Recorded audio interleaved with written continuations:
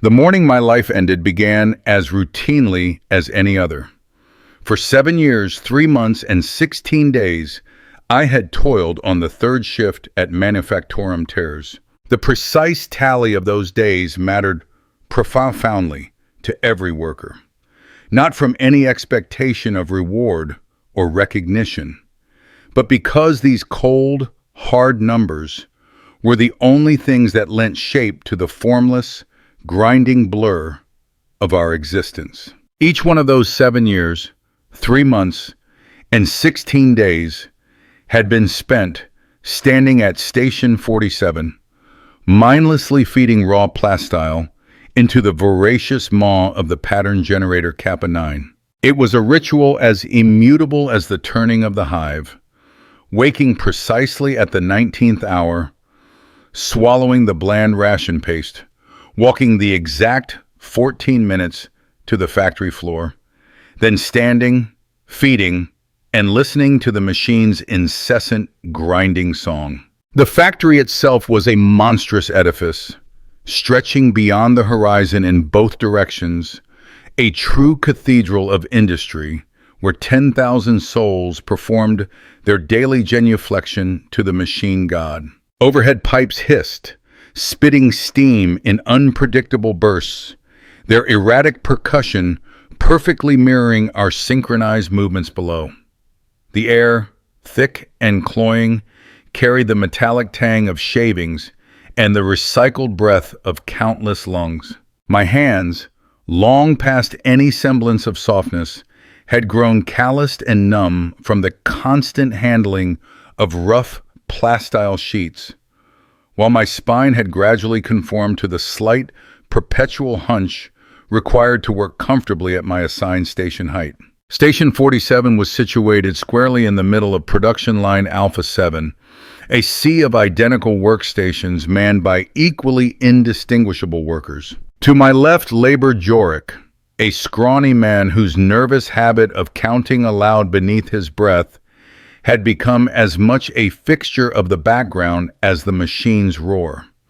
To my right stood Mailer, her silence so absolute that I often wondered if she had simply forgotten how to speak. We rarely, if ever, spoke of lives before the Manufactorum. There seemed little point. The work itself was a ravenous entity, consuming all available thought and energy, leaving no reserves for the luxury of memory or the flicker of hope. The overseer's voice, a static-laced rasp, crackled through the vox casters at the exact same moment each shift. Production quota stands at 97% of target. Unacceptable. Increase output by 12% or face ration reduction. The threat, delivered without inflection or emotion, was devoid of malice. It was merely the mechanical certainty of bureaucratic process. We had endured the same announcement for 3 weeks running. The quotas invariably climbed, never once dipping or easing. I had long since adapted fully to this relentless rhythm. My body moved without conscious direction, my hands guiding plastile into the machine's hungry intake, while my mind drifted along familiar, well-worn paths. Sometimes, a fleeting memory of the taste of real meat would surface, though by now it felt vague, perhaps even entirely fabricated. Other times, I would conjure images of colors far more vibrant than the Manufactorum's eternal rust-orange illumination. These thoughts were like distant ships on a dark horizon, visible for mere moments before dissolving back into the boundless gloom. The work in itself was not difficult, merely interminable. The machine demanded plastile sheets fed at precise intervals, never too fast, never too slow. To hasten the pace meant the pattern generator would jam, resulting in a work stoppage and inevitable punishment detail. To lag meant the quota would slip, bringing about the same harsh consequence. 7 years had ingrained the exact rhythm into my very being. Feed. Count 3 seconds. Feed. Count 3 seconds. The pattern never deviated. All around me, 9,999 other workers performed their own subtle variations of this identical dance. The collective sound created a hypnotic symphony of industrial devotion. Metal scraping against metal, steam sighing as it released pressure, conveyor belts carrying finished products toward distant shipping bays, and the occasional sharp curse when someone broke rhythm and earned a jolt from their compliance collar. These omnipresent sounds had, over time, become the very texture of reality itself.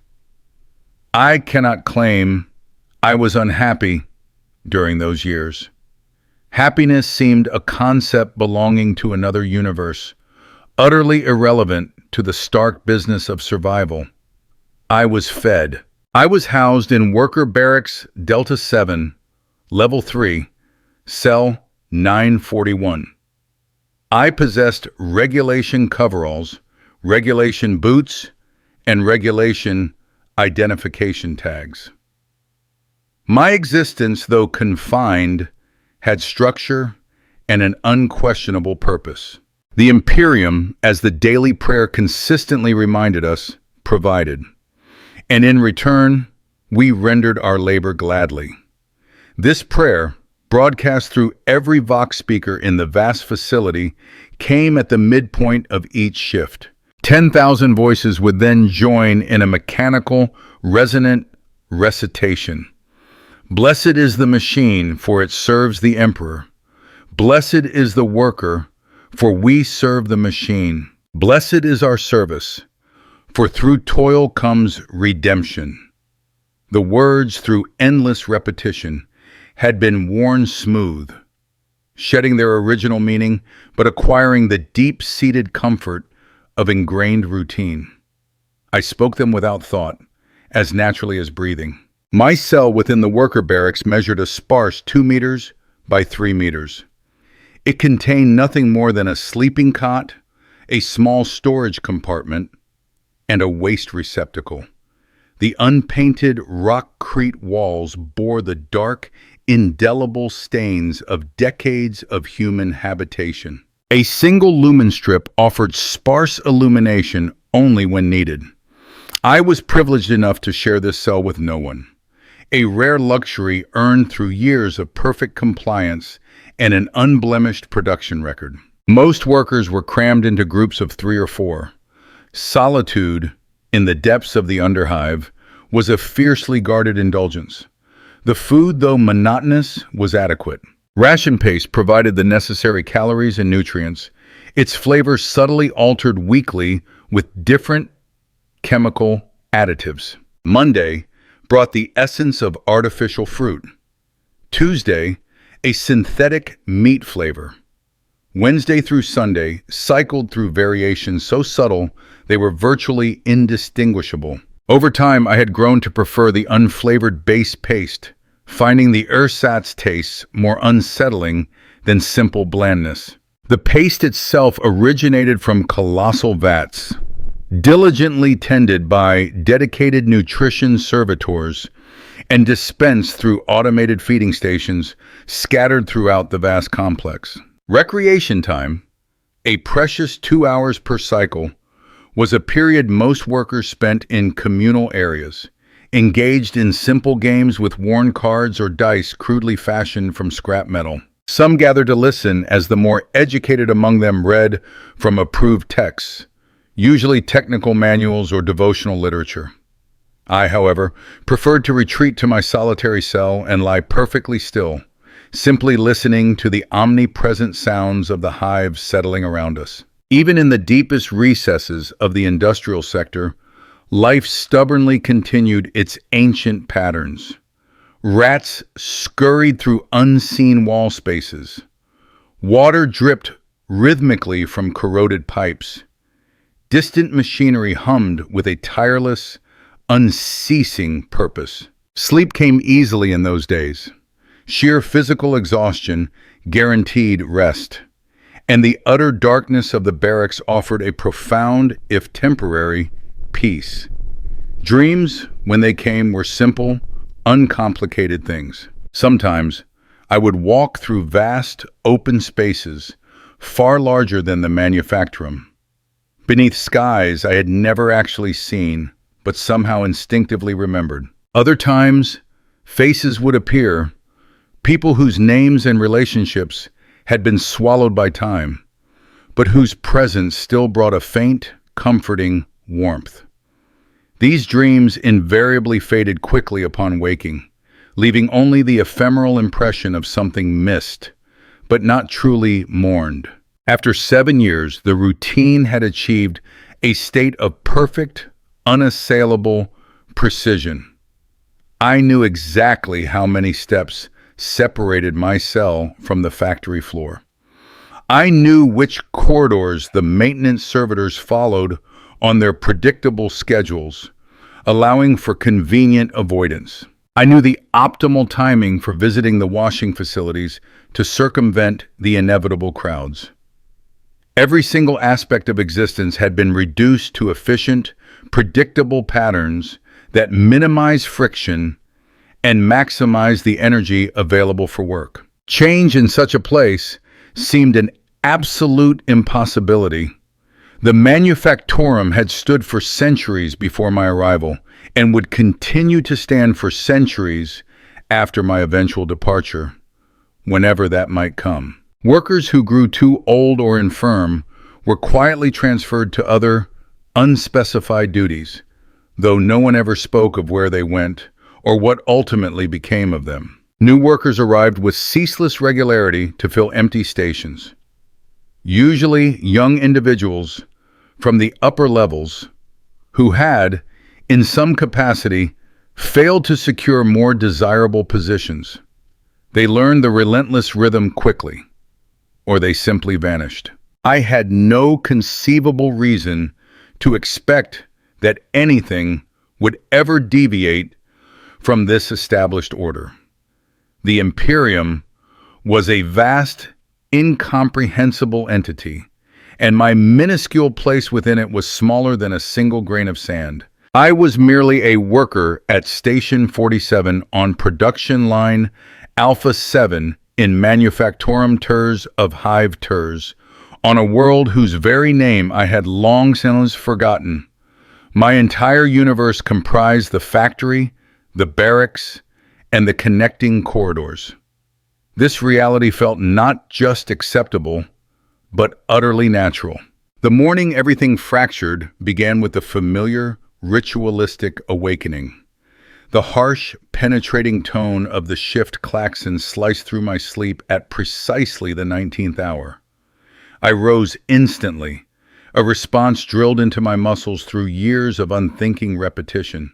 The regulation coveralls went on first, then the heavy boots, and finally, the identification tags settled around my neck. The small, tarnished mirror above the storage compartment reflected a face I barely recognized as my own anymore. Weathered by industrial air, etched with lines, and marked by the subtle, telling signs of prolonged exposure to chemical processes. The walk to the factory floor followed its ingrained, familiar path. Down 3 levels, via the cargo lifts, through Corridor Gamma Prime, past the shrine to the machine god, where incense burned continuously before an ancient cogitator housing. A sharp left turn at Junction 7, a quick right at Junction 12, then straight through the final checkpoint, where servitors scanned our identification tags with their customary mechanical precision. It was the same route, every single day, for 7 years, 3 months, and 16 days. Station 47 awaited me exactly as I had left it 8 hours earlier. The plastile sheets were stacked in neat, orderly piles beside the machine intake. The pattern generator hummed with a quiet readiness, a low thrumming that was both constant and reassuring. The control panel displayed the familiar sequence of green lights, indicating proper function. Everything was in its appointed place, primed for another cycle of productive service to the Imperium. Yorick had already begun his work, his soft counting audible beneath his breath as he fed his own machine. 47, 48, fan, icham, gen, 89, 50. His daily tally would reach into the thousands before the shift ended. Mailer stood silent at her station, moving with the same mechanical precision that had made her the line's most efficient worker for 3 consecutive years. The overseer's platform remained conspicuously empty, though omnipresent surveillance servitors tracked our every movement with tireless, unblinking attention. The first hour passed precisely as expected. Feed the machine. Count 3 seconds. Feed the machine. Count 3 seconds. This rhythm, now synchronized with my very heartbeat, created a meditative state that made time flow without conscious notice. Steam hissed from the overhead pipes. The pattern generator's grinding song provided a steady, unrelenting accompaniment.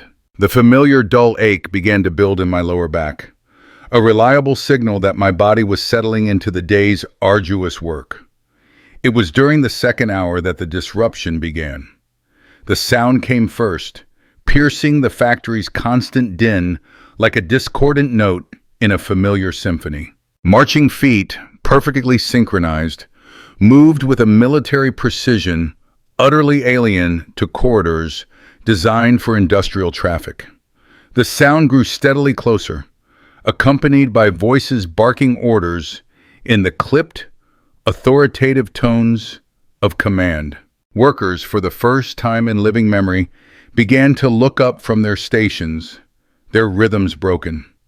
The overseer appeared on his platform ahead of schedule, flanked by figures I had never seen before. They wore the dark blue uniforms of the Planetary Defense Force, adorned with silver insignia that proclaimed their significant rank.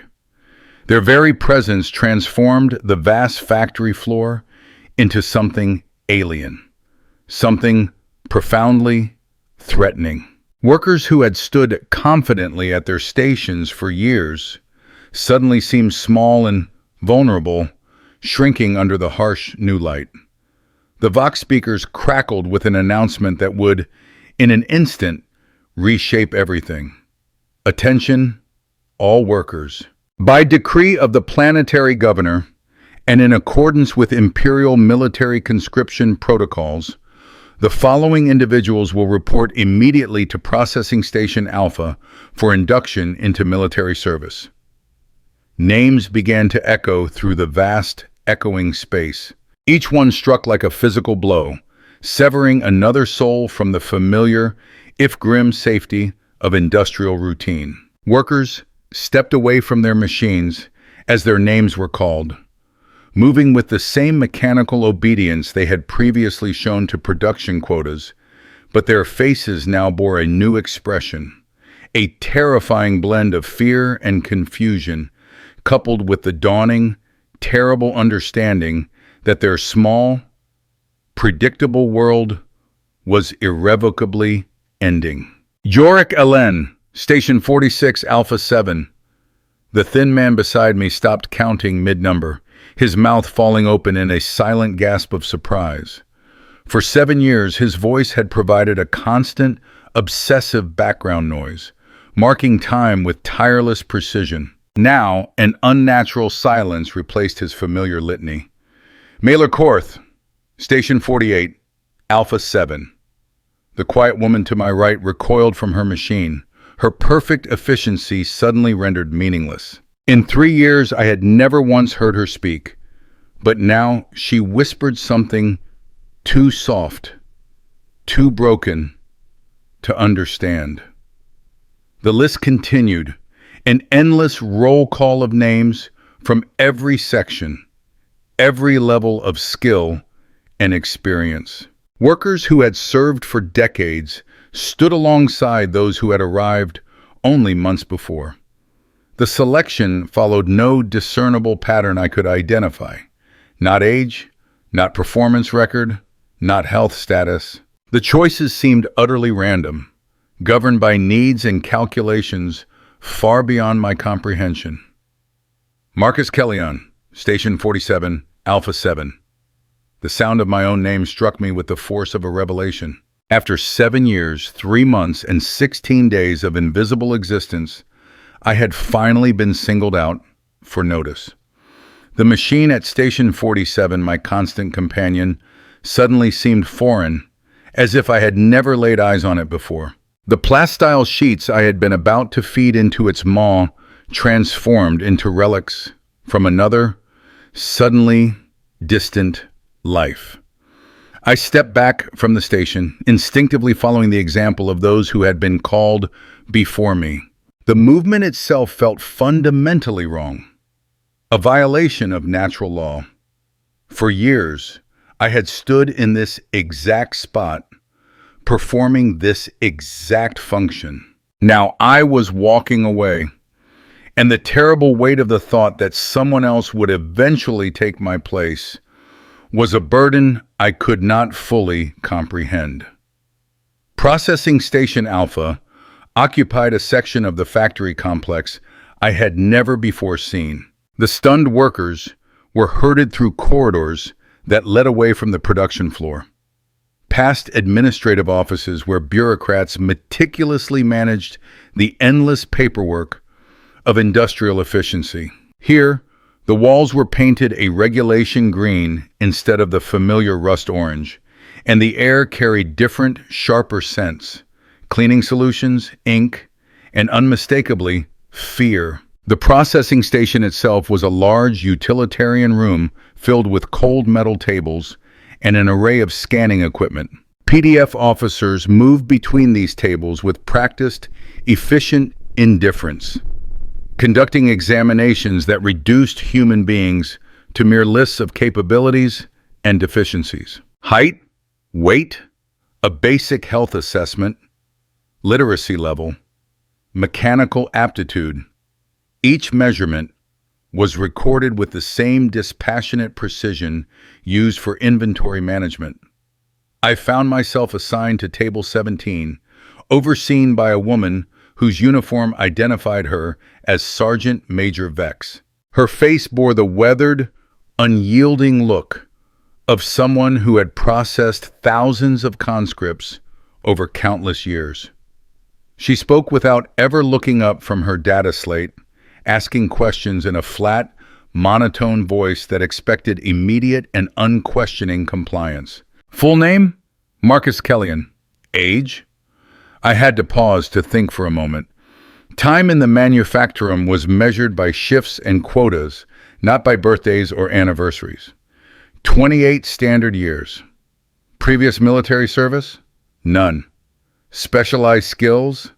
Factory work. Pattern generator operation. She made crisp notations on the slate, occasionally glancing up to quickly assess some physical characteristic. The questions continued for what felt like endless hours, though it was likely only minutes. Family status, which I no longer had.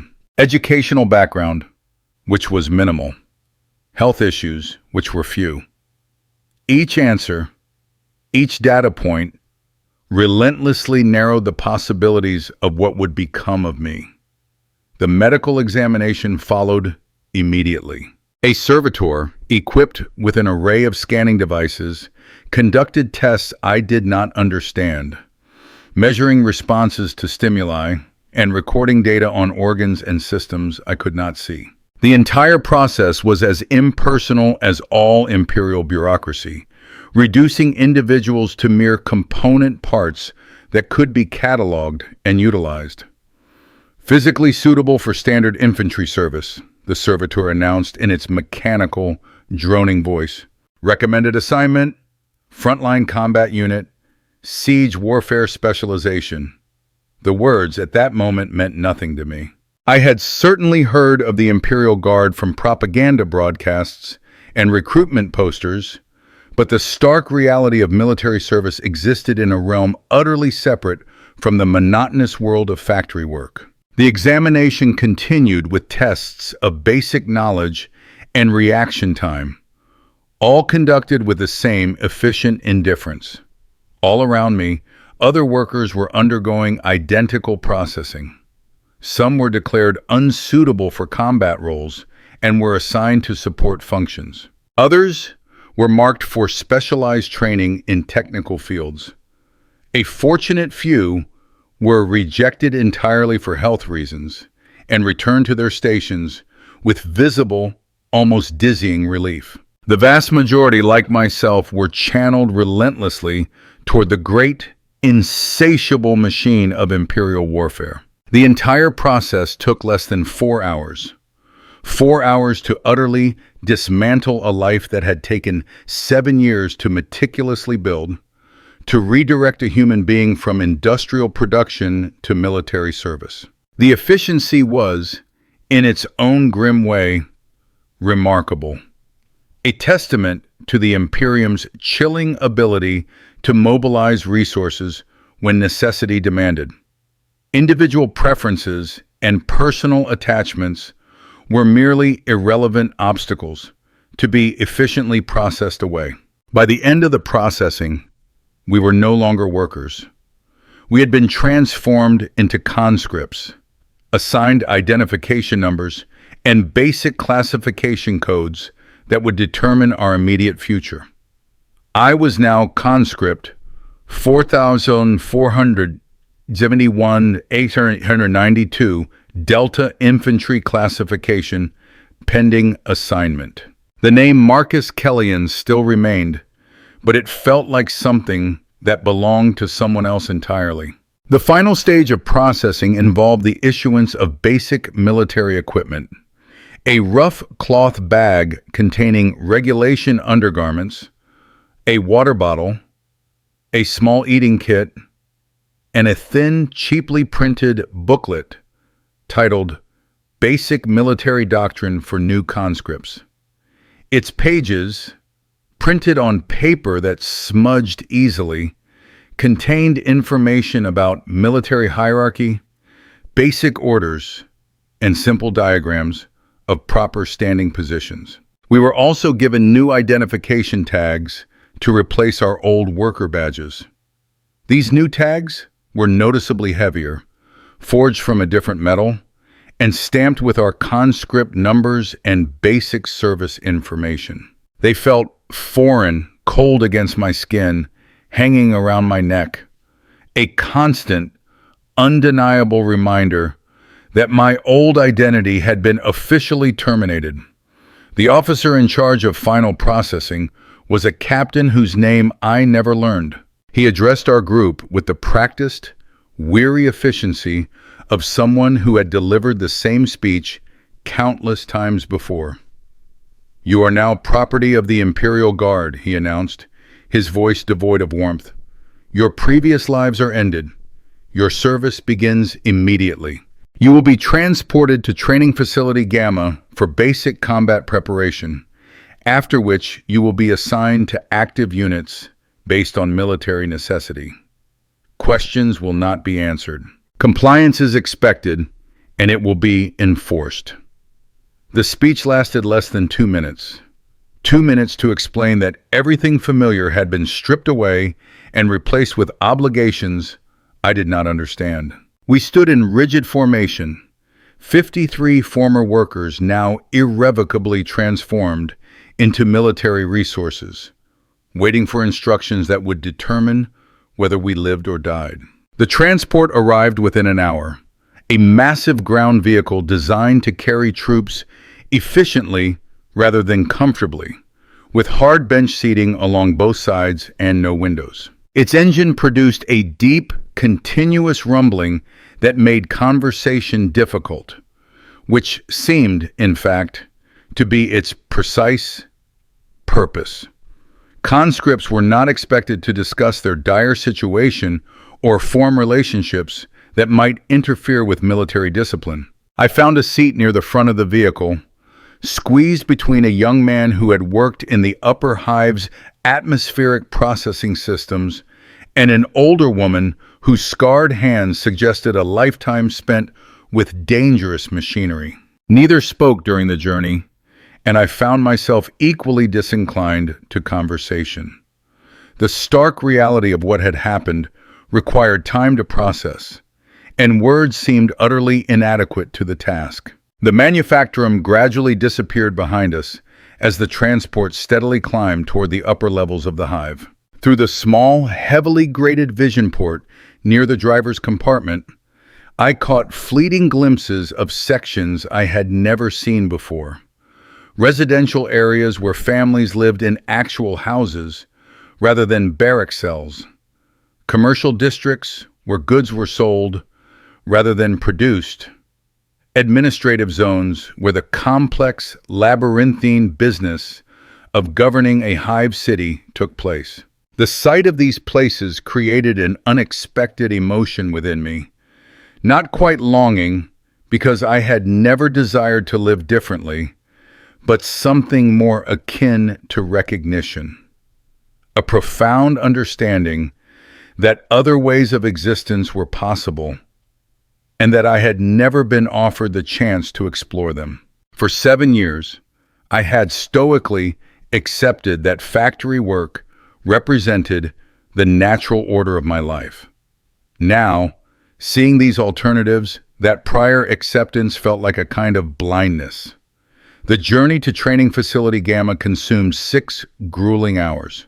The transport followed elevated highways that climbed steadily through the hive's myriad levels, past more industrial zones and residential sectors, through checkpoint after checkpoint where our new, sparse documentation was meticulously verified by bored, heavily armed guards. The higher we climbed, the noticeably better the air became, though it never quite lost the recycled metallic taste that characterized all hive atmospheres. Training facility. Gamma sat on the hive's very exterior surface, a sprawling complex of low, brutalist buildings surrounded by high, imposing walls topped with razor wire. Guard towers provided overlapping fields of fire across the entire formidable area. The architecture was purely functional, designed to contain large numbers of people efficiently while providing effortless surveillance and absolute control. There was no pretense of beauty or even comfort. The processing here was even more thorough, more invasive than at the factory. We were stripped naked, decontaminated in cold, stinging sprays, and then issued uniforms that fit poorly but adequately. The regulation Imperial Guard fatigues were rough canvas, dyed a drab military green, accompanied by boots that would undoubtedly require extensive breaking in and equipment belts that sat awkwardly on hips, accustomed to the soft drape of worker coveralls. Our meager personal possessions were confiscated and cataloged to be returned upon completion of service. This policy struck me as profoundly optimistic, given the grim little I knew about Imperial Guard survival rates. The small collection of items from my cell, a worn prayer book, a few faded photographs whose subjects I could no longer identify, and a mechanical timepiece that had belonged to my father, all disappeared into a storage locker labeled with my new conscript number. The barracks themselves were designed to house 60 conscripts, arranged in 3 long, cramped rows of bunks with small personal storage compartments built underneath. The space, paradoxically, felt larger than what I was accustomed to in my solitary cell, but the sheer, overwhelming presence of so many other people created a different, more pervasive kind of confinement. Privacy became an impossible luxury. Every sound, every movement, every personal habit was exposed to constant, inescapable observation. My assigned bunk sat near the center of the middle row, surrounded by conscripts drawn from across the hive's diverse industrial sectors.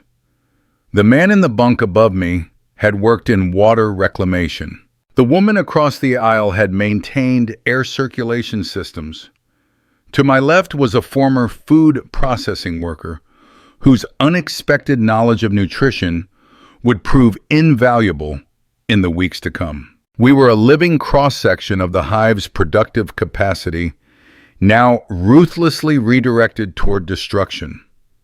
The first night in military barracks was, predictably, sleepless. The sounds were all wrong. Instead of the familiar, comforting, industrial hum that had provided the soundtrack to 7 years of uneasy rest, I heard the rustle of unfamiliar fabrics, the shallow breathing of too many bodies in close proximity, and the air carried the cloying chemical smell of military cleaning solutions. Even the darkness felt different, fragmented by safety lights and the occasional, unsettling flash of patrol searchlights through the barred windows. I lay on the thin mattress, trying desperately to comprehend the seismic shift that had occurred. Just 18 hours earlier, I had been a worker with a defined role and a predictable future. Now, I was a conscript, preparing for training in skills whose sole purpose was killing and dying. The transition felt too sudden, too absolute, to be real. Yet the rough canvas of the military issue blanket against my skin provided constant, tangible proof. Around me, other conscripts grappled with the terrifying change in their own individual ways. Some wept quietly into their pillows, mourning the loss of familiar routines, their small, broken worlds. Others lay still and silent, perhaps trying to preserve some inner fragment of themselves, a fragile reserve of strength for the trials ahead. Muted conversations drifted through the air, hushed whispers of forgotten homes and families left behind. These brief, tentative connections, however, would soon be stifled or shattered by the relentless demands of military discipline. Fear, a universal companion, manifested uniquely within each of us. We dreaded the brutal, unknown training set to commence the following day, the perilous combat assignments that would inevitably follow, and ultimately, death itself, a sacrifice demanded by an Imperium that had only acknowledged our existence to claim our lives. This pervasive fear, both rational and wholly justified, offered neither solace nor direction. Eventually, sleep claimed us, a surrender to sheer exhaustion rather than any semblance of peace. Our dreams, when they finally arrived, were nightmarish collages of factory monotony and the stark military images plastered on propaganda posters. I found myself at Station 47, mechanically feeding ammunition into weapons I'd never encountered in waking life. I marched through endless corridors that twisted into battlefields instead of familiar production lines. My uniform morphed unsettlingly between workers' coveralls and soldiers' fatigues, shifting without reason or warning. Morning descended abruptly, heralded by the jarring shriek of wake-up klaxons. They echoed the factory shift changes I knew, yet possessed a raw, aggressive edge, cutting through the thin veil of sleep. Conscripts slowly roused, some springing to attention instantly, others requiring insistent nudges from those who had already absorbed the military's demand for immediate reaction. The barracks erupted into a cacophony as 59 individuals attempted to simultaneously dress, wash, and prepare for the day. Our communal washing facilities were starkly basic: cold water, abrasive soap, and virtually no privacy. The polished metal mirrors, instead of glass, offered only warped reflections, rendering every face strangely unfamiliar. I stared intently at my own distorted image, searching for the factory worker I once was within the emerging conscript staring back. Breakfast awaited us in a vast dining hall, seamlessly integrated into the barracks complex. The sustenance itself was reminiscent of factory rations, yet its presentation was markedly different. Kitchen staff, moving with an almost surgical military efficiency, served it on cold metal trays. Protein paste, carbohydrate wafers, vitamin supplements, and a bitter, invigorating drink that tasted suspiciously like stimulant tea. While the flavors were familiar, the sterile, regimented environment made the entire experience feel utterly alien. We ate in stoic silence, instinctively mimicking the older conscripts who had already absorbed the unwritten code of conduct. Any attempt at conversation was swiftly quelled by the watchful eyes of training sergeants, constantly scanning for hints of insubordination or inappropriate camaraderie among us. The unspoken message resonated clearly. We were mere individuals, being systematically broken down and rebuilt as interchangeable components of a vast military machine. Personal connections, it implied, were an unwelcome impediment to this essential transformation. As we finished our meal, the training staff materialized. 3 sergeants and a lieutenant. All bore the hardened, weathered countenances of career military personnel, veterans who had endured enough to earn the relative reprieve of training assignments. Their uniforms were impeccably pressed, their equipment clearly well used, but meticulously maintained, and their very posture exuded a competence forged in the crucible of experience, not theory. Lieutenant Herrick addressed our cohort with the same cold, dispassionate efficiency that had characterized every phase of our military induction. You are now commencing basic combat training. This regimen will span 6 weeks, meticulously preparing you for deployment to active guard units. You will learn absolute obedience. You will master effective weapon deployment. You will acquire the skills necessary to survive hostile combat environments. Many of you will not successfully complete this training. Those who falter will be shunted to support roles or returned to civilian life, albeit with damning notations permanently affixed to your records. His address continued, detailing our unforgiving daily schedules, rigid behavioral expectations, and the severe repercussions for any infraction. The information was delivered with stark clarity and practicality, yet beneath its surface lay an undeniable, chilling message about our true predicament. We were nothing more than raw material, being ruthlessly molded into functional instruments of war. Tools that failed to meet the Imperium's precise specifications would be summarily discarded or crudely repurposed. Without pause, training commenced immediately after the orientation. We were marched briskly to a cavernous equipment shed where we were issued the rudimentary tools of infantry warfare. The ubiquitous las rifle, a simple yet lethally effective energy weapon that had armed Imperial Guard units for millennia, along with its accompanying power packs, cleaning kits, basic maintenance tools, and instructional manuals simplified for conscripts with limited educational backgrounds. The las rifle felt profoundly alien in my grip, heavier than any tool I'd ever manipulated in the factory, yet surprisingly well balanced.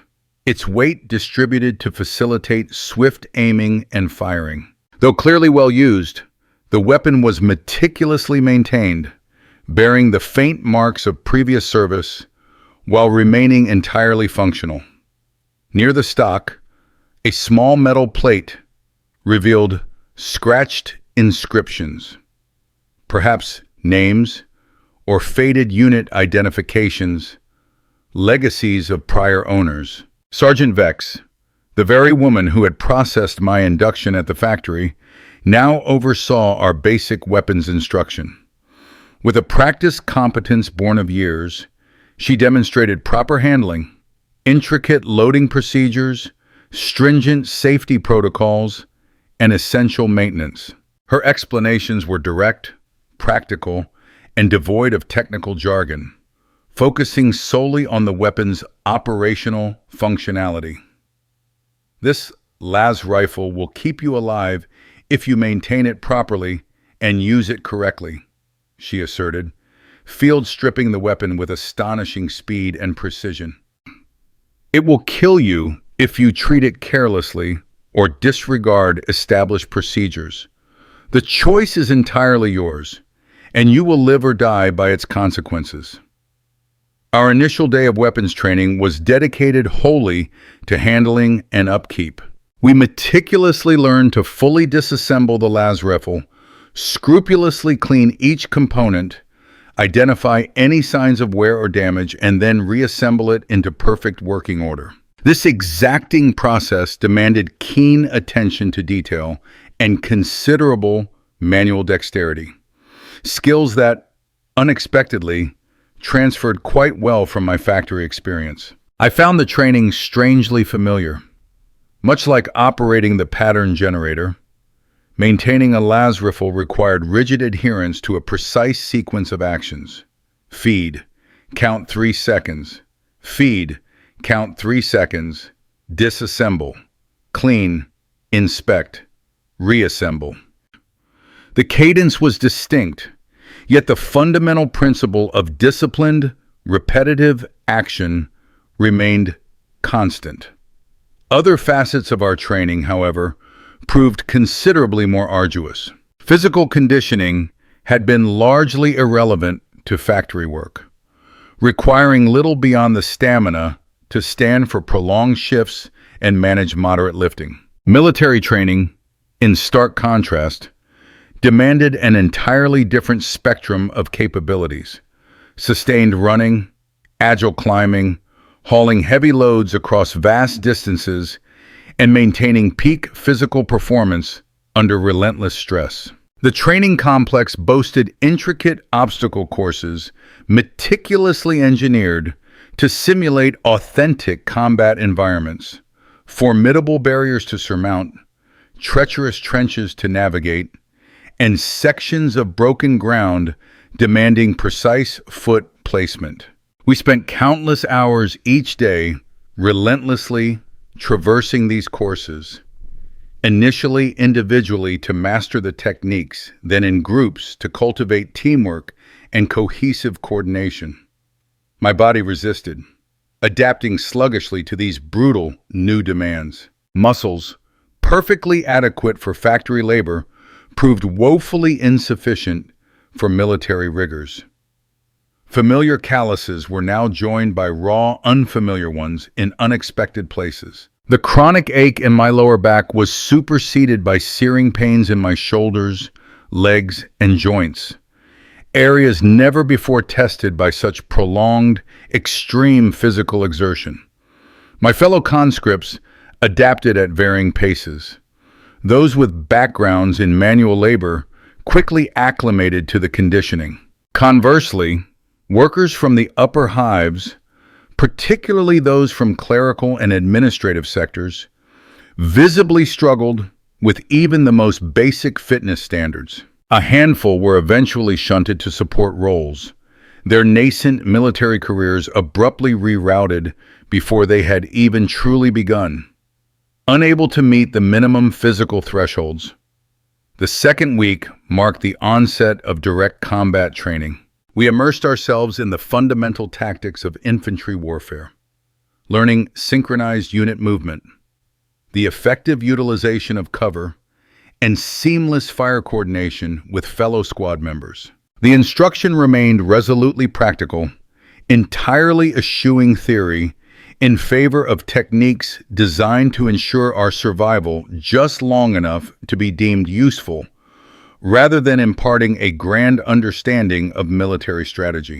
Sergeant Korth, a gaunt man whose uniform was adorned with campaign ribbons from forgotten conflicts, oversaw the bulk of our tactical instruction. He taught with a profound, weary competence, the kind that bespoke intimate familiarity with the consequences of both diligent and deficient training in actual combat. His lessons carried an unyielding urgency that far surpassed the most demanding factory production quotas. "The enemy will try to kill you," he declared starkly during a lesson on defensive positioning. "This is not personal. It's not because they hate you or because you have wronged them. It is simply because you bear the uniform of the Imperial Guard, and they serve the enemies of the Imperium. Your survival hinges entirely on killing them first, and killing them with greater efficiency than they can kill you." Our training weapons discharged low-powered laser bursts, which inflicted a sharp sting but caused no lasting harm. We began by firing at static targets, diligently learning proper stance, controlled breathing techniques, and precise trigger discipline. The last rifle's straightforward design made basic marksmanship relatively simple, yet achieving consistent accuracy demanded rigorous practice and unwavering concentration. I soon realized I possessed an unexpected aptitude for shooting. 7 years of meticulous manual factory work had honed my hands to steadiness and cultivated an acute focus on minute details. The rhythmic precision of aimed fire, in many respects, mirrored the exacting routines of the factory, demanding consistent repetition of practice movements while upholding stringent quality standards. Our target practice evolved progressively from static drills to more intricate scenarios, moving targets, silhouettes that materialize fleetingly before vanishing, firing while advancing, and shooting under simulated combat stress with sergeants bellowing orders and orchestrating deliberate distractions, all designed to test our composure and performance under duress. The most profound challenge of weapons training, however, was learning to fire upon human-shaped targets. The abrupt shift from impersonal metal plates and geometric forms to silhouettes eerily resembling people triggered an unforeseen psychological barrier. Despite my rational understanding that these were harmless training aids, an instinctive part of my mind recoiled from the act of deliberately aiming at a human form and pulling the trigger. Sergeant Vex directly confronted this hesitation during a one-on-one instruction session. "The enemy will not hesitate to kill you," she stated flatly, her gaze unwavering as I wrestled with the human silhouette. "They will not consider your feelings or your moral qualms. They will not grant you the luxury of overcoming psychological barriers. If you cannot shoot at a training target that merely resembles a person, you will certainly be unable to shoot at actual enemies when they are actively trying to end your life." Her assessment was undeniably accurate. This training, of course, was explicitly engineered to steel us against realities utterly alien to civilian existence. The capacity to take human life was as fundamental a requirement for an infantry soldier as operating machinery had been for a factory worker.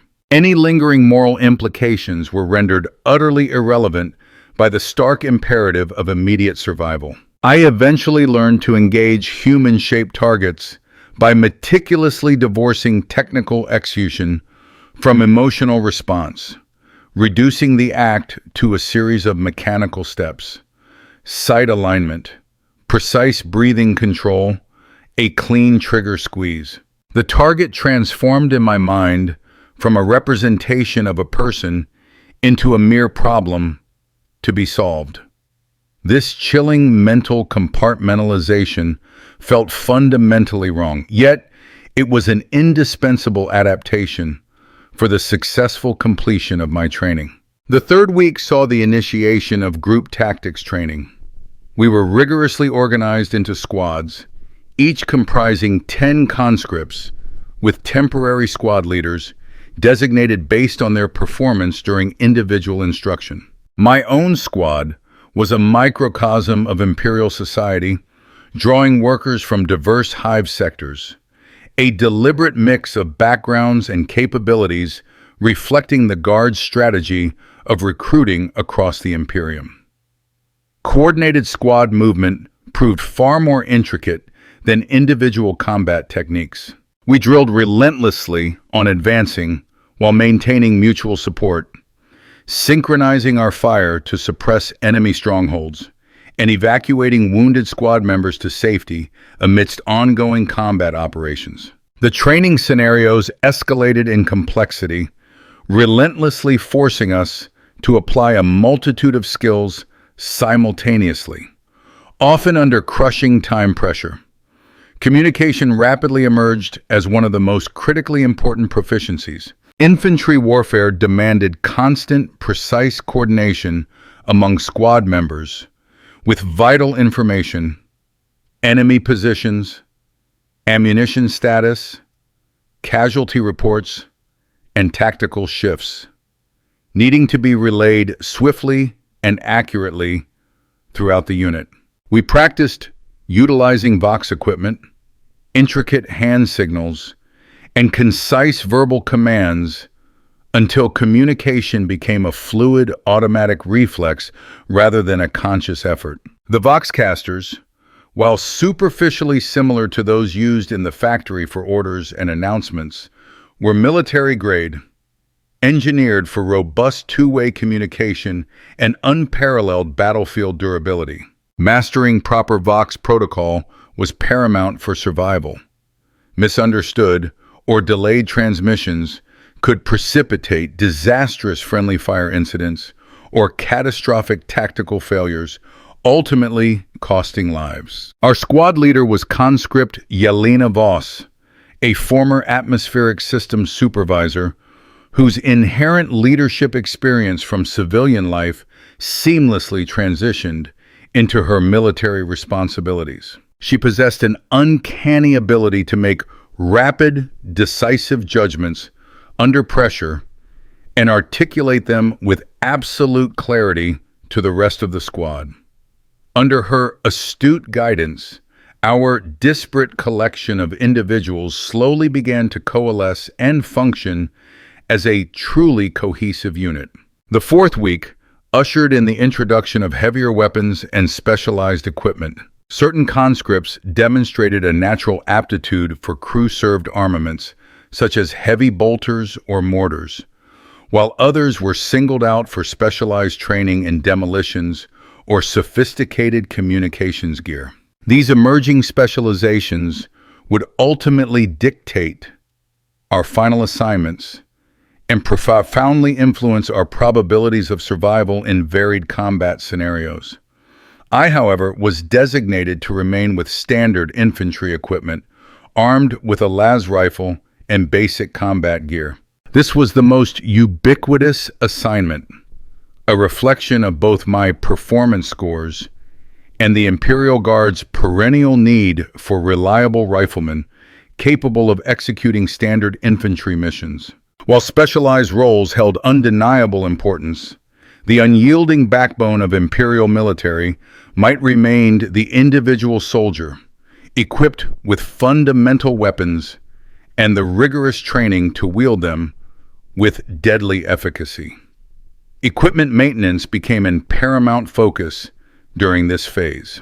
We were taught to meticulously repair damaged weapons under harsh field conditions, to ingeniously improvise solutions when authentic replacement parts were unattainable, and to preserve critical functionality even when our gear was subjected to environmental extremes that far exceeded its original design specifications. As our training intensified, it shed any pretense of artificiality, becoming chillingly realistic.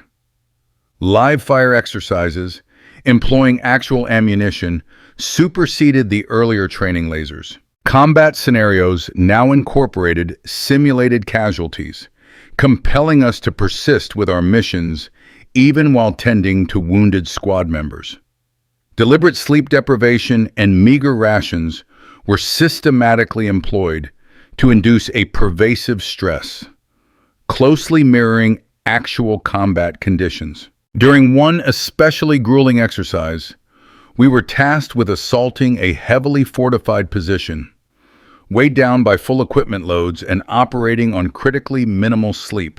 The scenario presented a battery of challenges, formidable obstacles demanding coordinated teamwork, enemy positions requiring elimination through precise, synchronized fire, and simulated casualties necessitating immediate medical intervention, all while maintaining uncompromised combat effectiveness. I found myself moving with an almost instinctual efficiency, executing procedures that had, through relentless repetition, become entirely automatic. The las rifle, once alien, now felt like a natural extension of my own body, no longer merely an unfamiliar tool. My squad advanced with a unified purpose, each member intrinsically understanding their role and responsibilities without the need for explicit instruction. The exercise concluded successfully, yet the profound cost was painfully evident in our collective physical and mental exhaustion. Several conscripts required urgent medical attention for injuries incurred during the assault, while others displayed overt signs of stress reactions that would necessitate careful monitoring in subsequent training phases. Our instructors observed these outcomes with the same cold, dispassionate efficiency that had characterized every single aspect of our military processing. The 5th week was dedicated entirely to combat medical training. Every conscript was drilled in essential first aid techniques, specifically tailored for battlefield injuries. The instruction was starkly practical and graphically explicit, utilizing training aids that chillingly replicated the types of wounds routinely sustained in infantry combat. We learned to staunch profuse bleeding, administer shock treatment, stabilize broken bones, and, critically, to evacuate casualties under enemy fire. This medical training proved far more viscerally disturbing than any weapons instruction had been. Witnessing simulated injuries, even those meticulously crafted with training mannequins and artificial blood, forced us to confront the brutal physical realities of warfare in a way that mere target shooting could not. The stark possibility of sustaining such horrific wounds ourselves, or being tasked with treating them on our wounded squad mates, became utterly impossible to ignore. Initially, I struggled immensely with the medical training. The sight of the simulated wounds triggered unexpected waves of nausea and profound anxiety. Yet, through relentless, repeated exposure and the grim imperative of practical necessity, these visceral reactions gradually receded. The skills were simply too crucial for survival to be discarded due to personal discomfort. Much like learning to fire upon human-shaped targets, treating battlefield wounds demanded a ruthless mental compartmentalization, meticulously separating the technical requirements of the task from any emotional response. The final week of basic training culminated in comprehensive combat exercises, seamlessly integrating every skill we had painstakingly acquired. We executed simulated missions encompassing infiltration, assault, defense, and withdrawal phases. These intricate scenarios were meticulously engineered to assess our capacity to function as fully fledged soldiers rather than mere conscripts, to react to unforeseen exigencies with ingrained, trained responses, rather than succumbing to panic. During these grueling exercises, a fundamental shift occurred in our movements and thought processes. The hesitation that had characterized our early training had vanished, supplanted by automatic responses that bypassed conscious deliberation entirely. When targets materialized, we fired. When orders were issued, we obeyed instantly. When casualties mounted, we continued the mission without faltering. The transformation felt complete, though I found myself unable to pinpoint the precise moment it had truly cemented within me. Graduation from basic training was marked by a brief, austere ceremony presided over by officers whose names and ranks held no significance for us. We stood in rigid formation as formal, impersonal speeches extolled duty, honor, and unwavering service to the Emperor. The words acknowledged our completion of training, but offered no celebration of individual achievement. We had simply become what the Imperium demanded: functional, interchangeable components, now ready for installation into the vast, inexorable machine of war. Immediately after the ceremony, our assignments were distributed. Individual orders, sealed within regulation envelopes, contained destination coordinates and reporting instructions. Some conscripts received postings to garrison units on tranquil worlds, where their service might largely entail routine patrols and ceremonial duties. Others, however, were dispatched to active combat zones, regions where life expectancy was brutally measured in mere weeks, not years. I opened my own envelope, my hands remaining remarkably steady, despite the chilling certainty that its contents held the definitive judgment of my continued existence. The orders were terse and unequivocal. Report to Subsector Command Station Gamma 77 for immediate reassignment to active combat unit. Transportation depart, 600 standard, no personal effects authorized. The destination itself was meaningless to me, yet the phrase active combat unit resonated with chilling clarity. I would be engaged in fighting within days or weeks of arrival. The rigorous training was concluded. The grim purpose for which it had been so brutally designed was now poised to be tested in circumstances where failure equated not to reassignment, but to absolute death.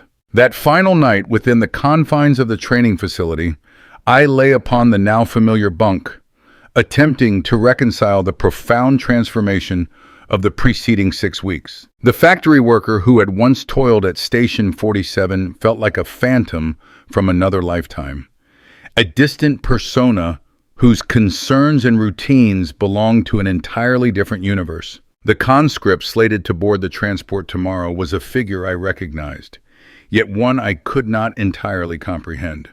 Around me, other conscripts grappled with their last night in myriad ways. Some painstakingly penned letters to families they might never again behold, despite the notoriously unreliable mail delivery to active combat zones. Others gravitated into hushed groups, exchanging anecdotes from their former lives, forging ephemeral connections that would soon be irrevocably severed by disparate assignments. A few simply lay silent and unmoving, perhaps striving to hoard whatever sliver of peace they could find before confronting the unknown horrors that awaited them. Sleep came fitfully, punctuated by vivid, disturbing dreams that merged stark factory imagery with the brutal battlefield scenes from our training exercises.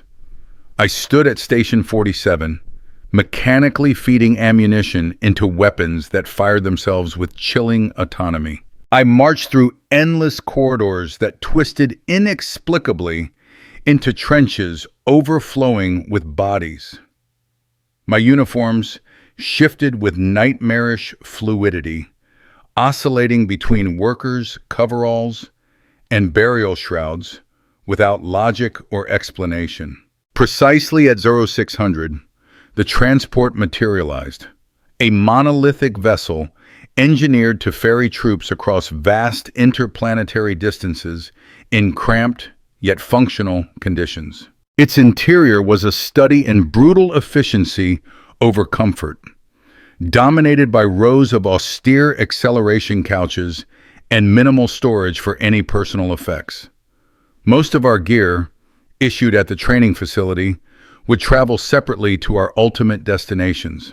I located my assigned position, Couch 17, Row C, nestled among conscripts whose destinations and grim fates I would likely never ascertain. The woman beside me was reporting to a penal legion, her orders bearing ominous notation codes hinting at past infractions. Across the aisle, a man cradled orders for an armored regiment, his demonstrated aptitude with vehicles securing him a potentially less perilous assignment. The transport's engines throbbed with a deep, resonant vibration, rendering conversation nearly impossible and sleep an elusive luxury. We journeyed in a profound, unsettling silence, each mind absorbed in private contemplation of the uncertain destiny awaiting us. The voyage was slated to last several days, affording ample, unwelcome time to fully absorb the stark transition from civilian life through military service and now into the chilling immediacy of active combat. Through meager viewports, I watched familiar constellations recede into nothingness as we plunged towards regions of space I had never even conceived of visiting. The transport meticulously followed established trade routes connecting imperial worlds, pausing at desolate way stations where essential supplies were loaded and passengers transferred to myriad other vessels. With each successive stop, we drifted further from all that was familiar, drawing inexorably closer to the colossal conflicts that brutally defined existence in the 41st millennium. At the third way station, my sealed orders were abruptly updated with new intelligence. Subsector Command Station Gamma 77, my original destination, had been decisively overrun by forces identified only as hostile Xenos. My reassignment was swiftly redirected to Forward Operating Base Terseus, situated on the world of Cathara Prime, where Imperial Guard units were reportedly engaged in pacification operations against unspecified enemies. Practically, this alteration held little meaning for me, possessing no prior knowledge of either location.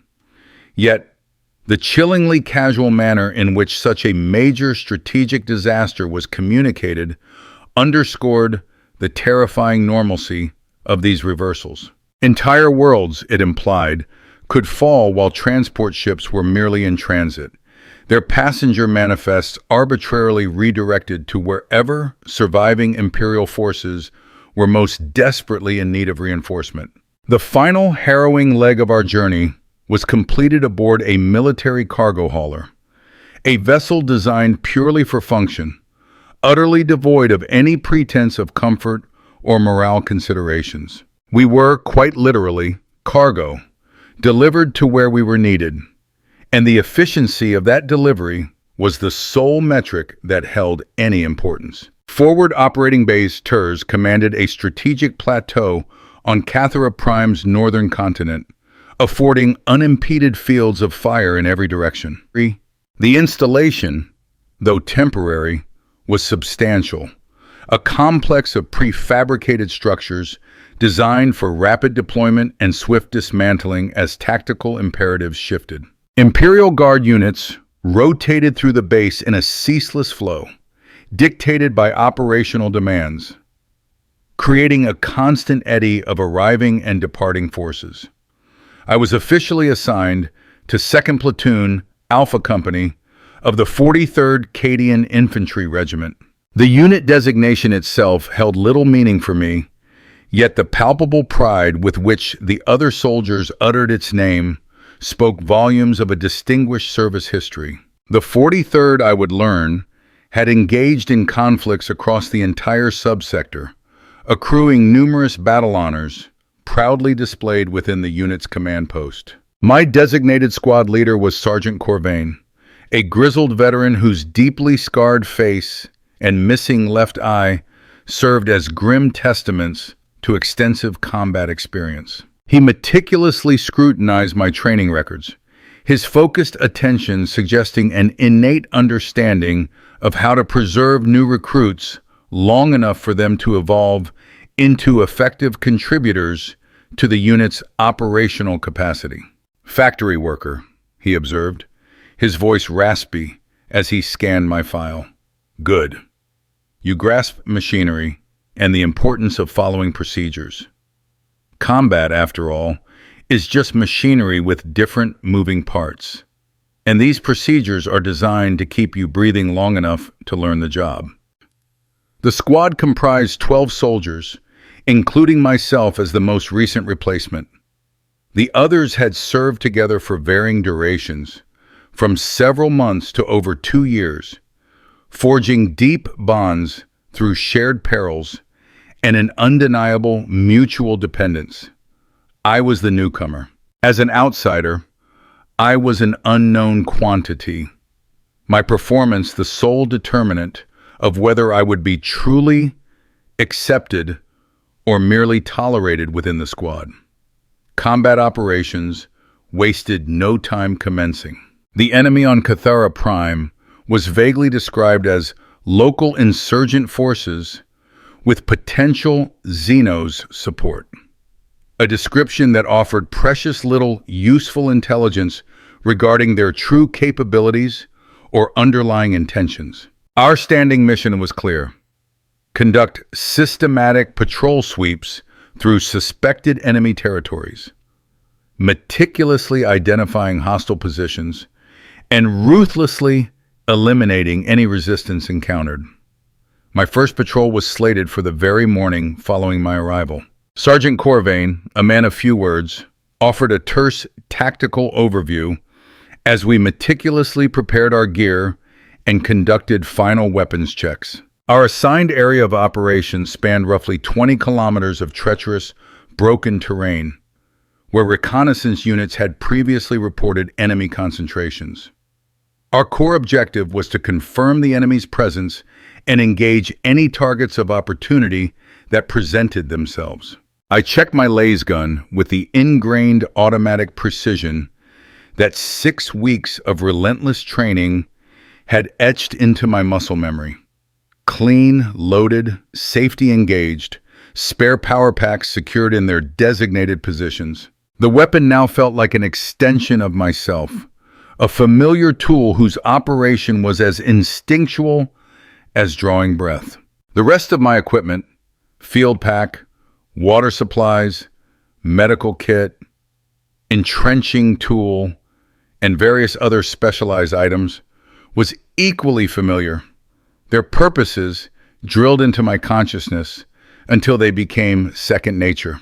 The squad moved out promptly at 0500, well before dawn could cast enough light to potentially betray our position to vigilant enemy observers. We advanced in a standard tactical formation, scouts ranging ahead, the main body following their lead, and a vigilant rearguard maintaining security behind us. Communication was kept to an absolute minimum, conveyed through silent hand signals to prevent any audio detection by hostile forces. Cathara Prime's landscape was undeniably harsh and utterly unforgiving.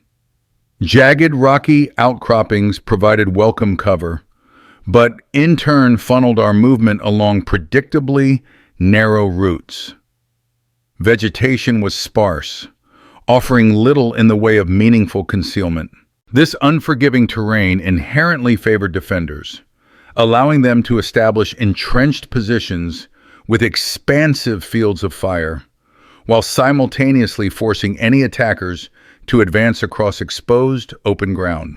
We had been moving for 3 grueling hours when the first contact shattered the pre-dawn stillness. Automatic weapons fire erupted suddenly from expertly concealed positions approximately 200 meters to our front, forcing the entire squad to instinctively seek immediate cover among the rocks and meager vegetation. The sound of incoming rounds was jarringly distinct from any training exercise. It carried an undeniable lethality that simulated ammunition simply could not replicate. Sergeant Corv's voice crackled through the voxit, imbued with calm authority despite the chaos. Contact front. 2 or 3 automatic weapons. Corporal Thane, take your fire team left and flank. Squad, suppress the firing position until flanking element is in position. I found myself crouched behind a sturdy boulder, which offered adequate protection while still allowing me a clear vantage point to observe the enemy's muzzle flashes. Those bright flashes from the hostile weapons provided unmistakable target references, and I began engaging with aimed fire, a response that had become automatic through weeks of repetitive drills.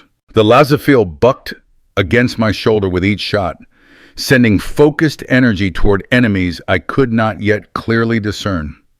The ensuing firefight lasted approximately 10 minutes. Corporal Thane's expertly executed flanking maneuver ultimately succeeded in dislodging the enemy, forcing them to hastily abandon their position. They left behind scattered equipment and ominous bloodstains that strongly suggested significant casualties from our suppressive fire. We advanced cautiously to clear the area, meticulously following established procedures that always prioritize security over the swiftness of movement. The abandoned position contained clear evidence of recent occupation, but no bodies. Trails of blood led away into terrain that offered numerous concealment opportunities, indicating that any wounded enemies had likely been evacuated by their surviving comrades. We collected the abandoned equipment and thoroughly documented the contact for subsequent intelligence analysis, then continued with our patrol mission. For the first time, I had fired my weapon at human targets, quite possibly killing or wounding individuals whose faces I had never seen and whose motivations I did not begin to comprehend. The act itself felt neither triumphant nor traumatic, simply a necessary step for mission completion and the survival of the squad. My training had been meticulously designed to prepare me to function effectively without the emotional complications that might otherwise interfere with combat performance. The patrol pressed on for 6 more hours without additional enemy contact. We meticulously covered our assigned area, documenting suspected enemy positions and potential routes of approach that might prove useful for future operations. The mission was successfully completed according to standard criteria, and we returned to base having gathered useful intelligence regarding enemy activities in our sector. That evening, Sergeant Korv conducted a comprehensive patrol debrief, analyzing our performance and identifying areas for improvement. My conduct during the firefight was noted as satisfactory, meeting the basic standards expected of new soldiers while commendably avoiding mistakes that could have endangered the squad. I had, it seemed, become functionally competent, capable of performing assigned duties without requiring excessive supervision. The routine of patrol operations continued day after relentless day. Morning briefings, equipment preparation, movement to assigned areas, contact with enemy forces, engagement according to tactical procedures, return to base, evening debriefings. The pattern bore a chilling resemblance to factory work in certain respects, demanding consistent performance of practice skills while maintaining quality standards that literally meant the difference between success and catastrophic failure. Combat became utterly normalized through sheer repetition. The initial shock of enemy fire was swiftly supplanted by trained responses that functioned without the need for conscious thought. Loading, aiming, firing, reloading, moving between positions, coordinating with other squad members, treating wounded comrades. These actions became mechanical, performed with the same unconscious competence that had once characterized my factory work. After 2 weeks of relentless patrol operations, casualty replacement became an unavoidable necessity. Private Kellum was tragically killed by sniper fire during a routine sweep, his death occurring so suddenly that he had no opportunity to call for assistance or provide any intelligence about the enemy position. One moment he was advancing resolutely with the squad. The next he was motionless on the ground, a smoking hole through his chest, I helped carry his body back to base, following the cold, efficient procedures that treated human remains with military expediency rather than emotional ceremony. Kellum's personal effects were meticulously collected and prepared for shipment to his family. His identification tags were forwarded to regimental headquarters for record keeping, and his equipment was cleaned and swiftly reissued to incoming replacements. The replacement arrived the very next day, a young woman from the industrial sectors of a hive world, whose name I never learned. She carried orders assigning her to our squad as a standard rifleman. She looked exactly as I had looked 3 weeks earlier, uncertain, undertrained, and acutely aware that her very survival depended on learning quickly from soldiers who had no time for extended instruction. Sergeant Corvain assigned her to the same position that Kellum had occupied, operating the squad's Vox equipment in addition to her rifleman duties. I watched her struggle with equipment that was still unfamiliar and procedures that she had practiced but never yet applied under the brutal conditions of combat. Her movements were hesitant where they desperately needed to be automatic. Her responses were delayed where they demanded to be immediate.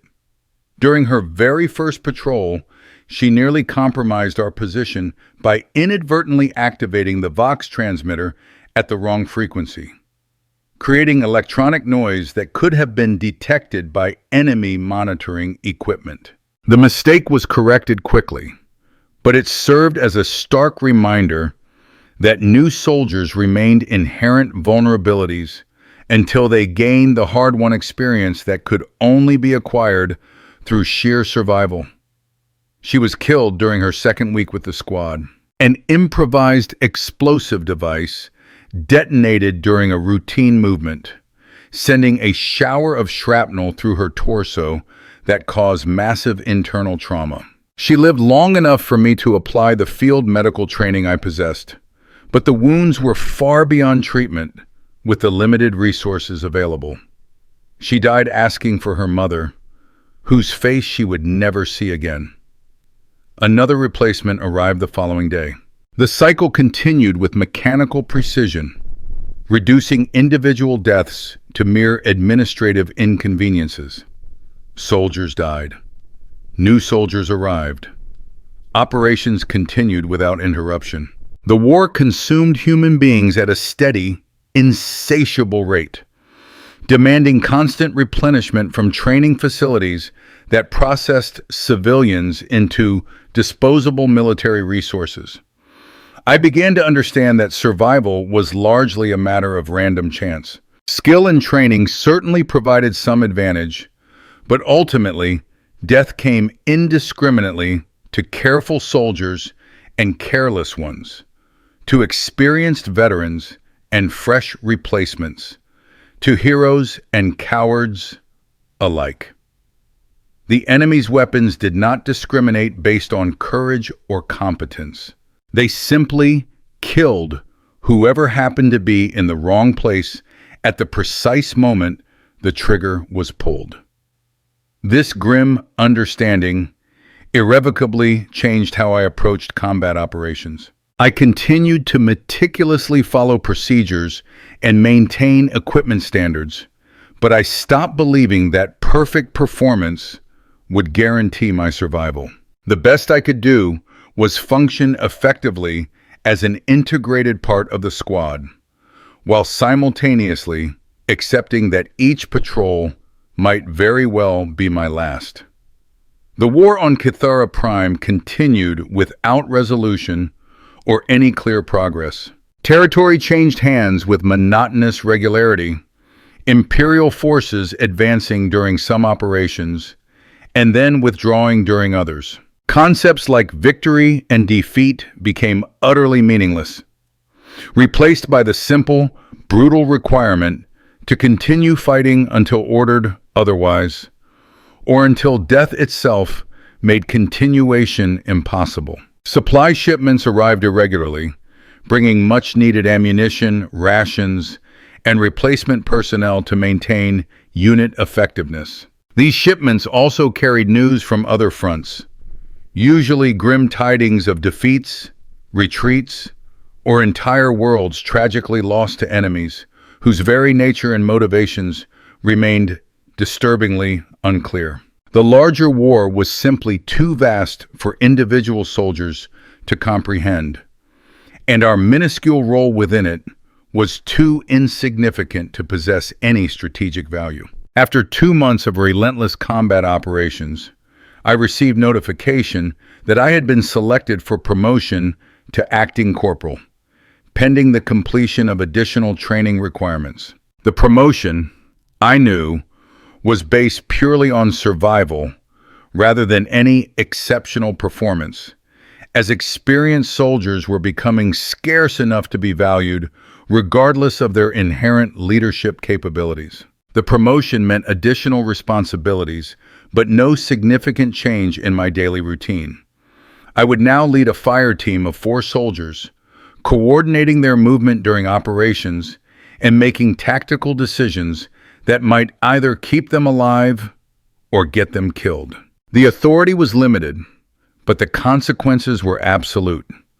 My fire team included 2 recent replacements and 1 soldier who had served with the regiment for 8 months, making him a veteran by the current, drastically lowered standards. We functioned as a tight-knit subunit within the larger squad structure, performing reconnaissance, flanking maneuvers, and specialized missions that demanded precise small unit tactics. The new soldiers looked to me for guidance with the same desperate hope that I had once directed towards Sergeant Corvain. They wanted to believe that experience could be transmitted through instruction, that survival techniques could be learned before they were desperately needed.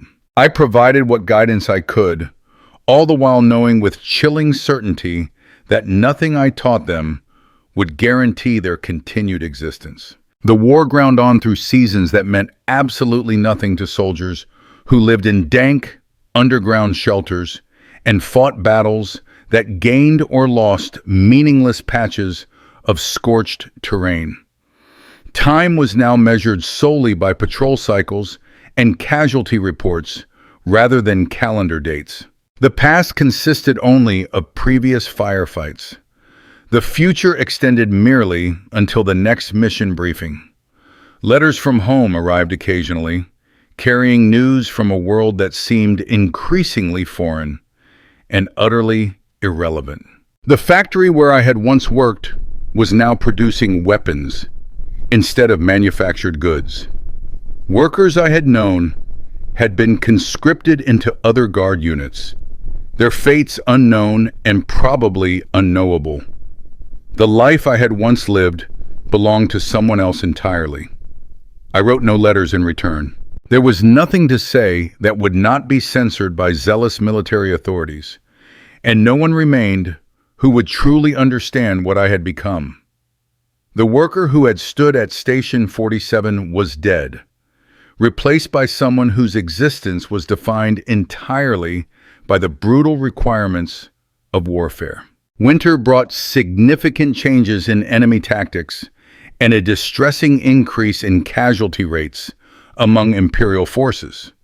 The hostile forces had skillfully learned to exploit the harsh weather conditions that severely reduced visibility and crippled air support operations. Ambushes became far more frequent and devastatingly effective, taking cunning advantage of terrain features that were obscured by heavy snow and unforgiving ice. My fire team was quickly reduced to 3 soldiers after Private Kelly was tragically killed by artillery fire during a desperate withdrawal operation. His replacement lasted a mere 6 days before succumbing to wounds sustained in a brutal firefight that gained our forces approximately 50 meters of utterly worthless ground. The next replacement survived 3 weeks, just long enough to become minimally useful before a sniper's bullet abruptly ended his contribution to the war effort. The cold mathematics of attrition were inescapable.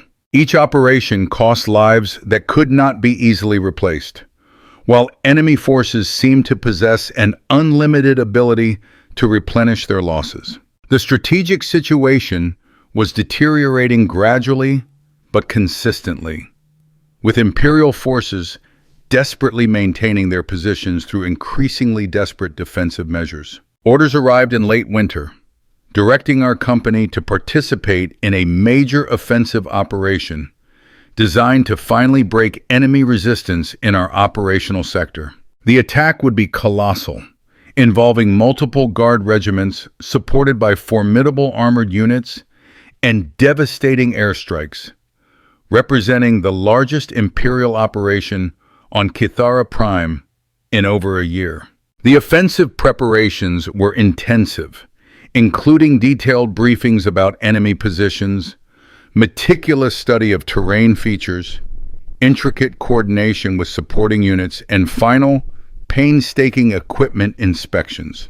Everything humanly possible was done to ensure mission success, but everyone understood with grim certainty that success would come at a terrible cost, measured in casualties that might tragically include any or all of us. I spent the night before the offensive, writing a final letter to no one in particular, documenting thoughts and observations that seemed important to preserve, even though no one would ever truly read them. The letter described what it felt like to be drafted, rigorously trained, and then sent to war by an Imperium that viewed human beings as expendable resources in conflicts too vast for individual comprehension. The offensive began precisely at dawn with a thunderous artillery preparation that was supposed to utterly neutralize enemy defensive positions. The bombardment continued relentlessly for 30 minutes, filling the air with a suffocating cloud of smoke and debris that completely obscured visibility while hopefully destroying hostile weapons and fortifications. When the barrage finally lifted, infantry units advanced across terrain that had been reduced to smoking craters and scattered rubble. My fire team moved as an integral part of the company's main assault, following practice procedures while adapting on the fly to unexpected obstacles and brutal enemy responses. The attack proceeded according to plan initially, with Imperial forces advancing steadily through the outer defensive positions. Resistance was lighter than anticipated, suggesting that the artillery preparation had, indeed, been effective. The enemy counterattack came with shocking ferocity when we had penetrated approximately 2 kilometers into their territory. Hidden positions that had somehow survived the bombardment opened fire simultaneously, creating overlapping fields of destruction that caught our forces in exposed positions with painfully limited cover. The carefully planned advance instantly devolved into a desperate, brutal struggle for survival. As units were pinned down by concentrated fire from multiple directions, I found myself separated from the rest of my fire team, taking desperate shelter in a shallow shell crater, while enemy fire swept mercilessly across the area around my position. The Voxet crackled with confused reports of casualties and rapidly changing unit locations, painting a stark picture of an operation that was rapidly disintegrating into chaos. Orders contradicted previous orders. Positions were reported as captured and then abandoned moments later. Casualty figures climbed steadily without any corresponding progress toward mission objectives. The battle raged throughout the day, with Imperial forces unable to advance further, but unwilling to abandon positions that had been purchased with such heavy losses. As darkness fell, the grim decision was made to consolidate current positions and resume the attack the following morning, grimly assuming that surviving units retained sufficient combat effectiveness to continue operations. During the night, cunning enemy infiltrators penetrated our lines and established positions that dominated key terrain features. The renewed attack was stopped cold before it could even develop momentum, with leading elements taking such heavy casualties that their ability to continue offensive operations was utterly eliminated. By midday, the entire offensive had been called off, and all surviving units were ordered to withdraw to their original positions. The withdrawal was conducted under sustained enemy fire that continued until our forces finally reached defensive positions that provided adequate protection. Casualty evacuation proved harrowing, requiring multiple perilous trips across open ground exposed to hostile observation, with medical personnel and stretcher bearers taking losses themselves while desperately attempting to recover wounded soldiers. When the final casualty reports were compiled, the offensive had cost our regiment a staggering 37% of its effective strength, in exchange for precisely 0 permanent territorial gains. The enemy positions we had attacked remained firmly in hostile hands, and their defensive capabilities had been enhanced by captured Imperial equipment and intelligence about our tactical procedures. My fire team no longer existed as a functional unit. All 3 soldiers had been either killed or wounded during the failed attack, leaving me as the sole survivor of a group that had once shown promise of becoming an effective combat element. I was reassigned to another fire team that had sustained similar losses, creating a composite unit from the remnants of multiple decimated squads. The war continued with reduced intensity while both sides licked their wounds and recovered from the catastrophic losses sustained during the offensive. Patrol operations resumed on a limited basis, but major attacks were postponed until reinforcements could be brought in to replace casualties that had far exceeded sustainable levels. The front stabilized along lines that represented no strategic advantage to either side.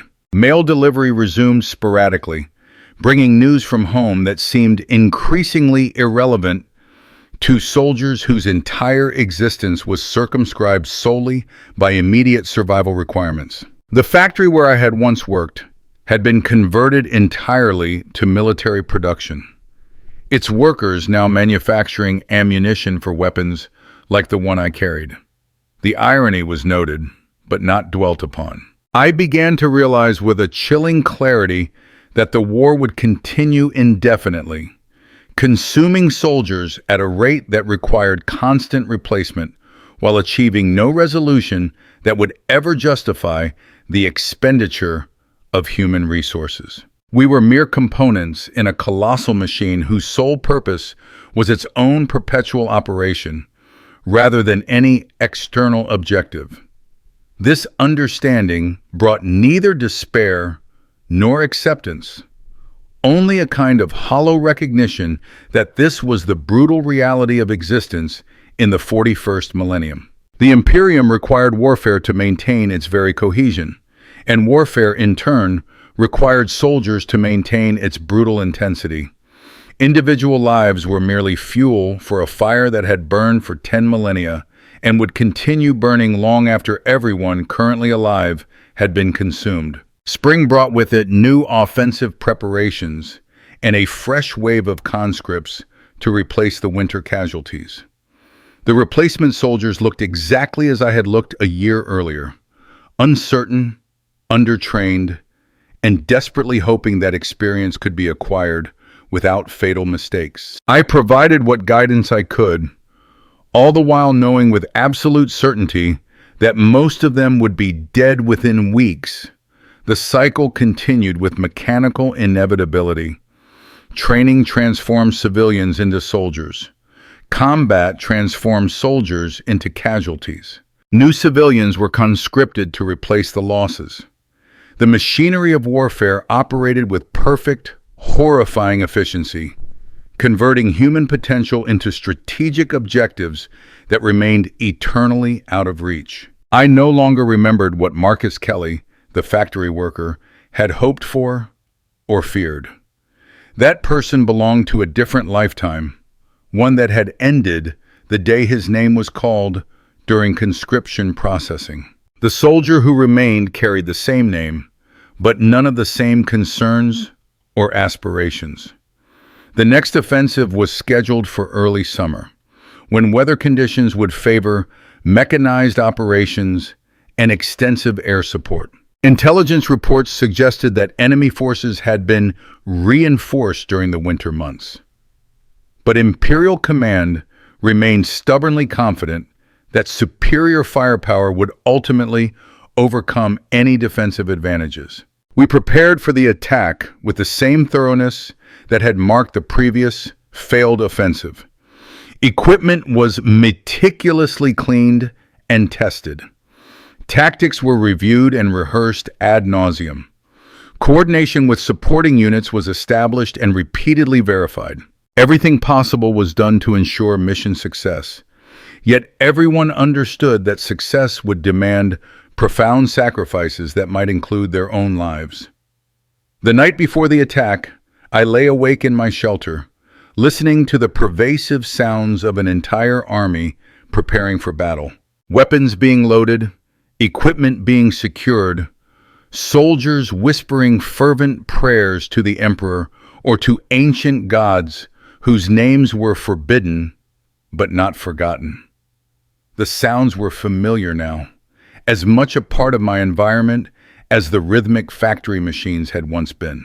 I thought about the morning when my life had ended and my service had begun. The transition had seemed sudden and traumatic at the time, but now I understood that it had been utterly inevitable. The Imperium required soldiers, and I had been available for conscription.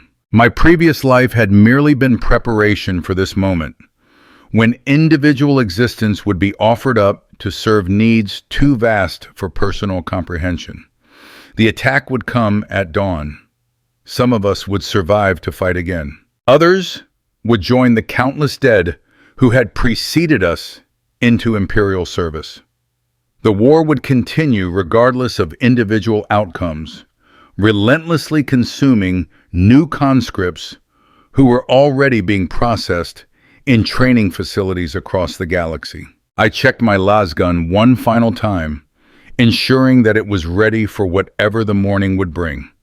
The weapon was clean, loaded, and felt intimately familiar in my hands. It had become the single most important tool in my existence, the instrument through which I served the Emperor and the Imperium. Somewhere in the distance, artillery pieces were being painstakingly positioned for the dawn barrage that would signal the beginning of yet another offensive. The shells they would fire had been manufactured in factories like the one where I had once worked, by conscripts like the one I had become. The cycle was perfect and complete, connecting every aspect of Imperial existence to the eternal, unyielding requirement for warfare. Dawn was still hours away, but already I could hear the enemy moving in their positions, preparing their own desperate responses to our inevitable attack. They would fight with the same desperate efficiency that we would bring to the assault, each side struggling merely to survive in a conflict that served purposes far beyond their individual understanding. This was what it meant to be drafted in the 41st millennium, to be selected for service that would consume everything you had been and replace it with something useful to the Imperium's endless hunger for warfare. The process was efficient, necessary, and absolutely without mercy for individual hopes or fears. The Emperor protects, we were taught to say, but true protection, I now knew, came only through service. And service meant accepting that your life belonged to something infinitely larger than yourself. The factory worker I had been was dead. The soldier I had become would die as well, probably soon.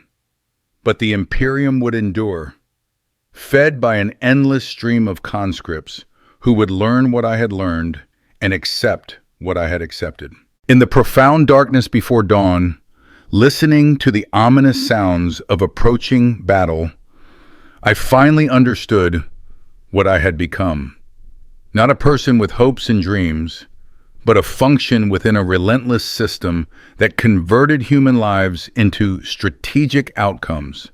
The understanding brought no peace, only the chilling recognition that peace was a luxury the 41st millennium could simply not afford. The war would continue. It always did.